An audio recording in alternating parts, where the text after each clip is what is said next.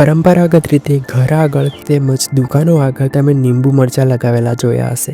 શું તમે ક્યારે વિચાર કર્યો છે કે આ લીંબુ મરચાં કેમ લગાવવામાં આવેલા હોય છે? તો ચાલો મિત્રો, આજે હું તેની પાછળનો તમને વૈજ્ઞાનિક દ્રષ્ટિકોણ સમજાવું. તો પહેલાં વિડીયોને લાઈક કરી દો. લીંબુ કે જેમાં નેચરલ રીતે શું રહેલું હોય છે? સાઇટ્રિક એસિડ રહેલો હોય છે, જ્યારે કેપ્સિસિન એ મરચાંમાં રહેલો હોય છે. કુદરતી રીતે તેની ગંધ તમે ખૂબ જ ખરાબ હશે તેવું તમને લાગે છે, થાય જ છે ને? તમે નજીક જાઓ ત્યારે દુર્ગંધ આવતી જશે, ખરાબ વાસ આવતી જશે. તો હા મિત્રો, તે જીવજંતુઓને દૂર રાખવામાં મદદ કરે છે, પરંતુ હાલમાં તેના એટલા વૈજ્ઞાનિક પુરાવા નથી મળતા કે આપણે સંપૂર્ણપણે કહી શકીએ કે લીંબુ મરચાં માત્ર જીવડા ભગાવવા માટે ઉપયોગ કરવામાં આવતો હતો. હા મિત્રો, ધીરે ધીરે તેને શ્રદ્ધા સાથે જોડવામાં આવ્યું અને બુરી નજરથી બચવા માટેનું એક સાધન તરીકે પણ જોવામાં આવ્યું.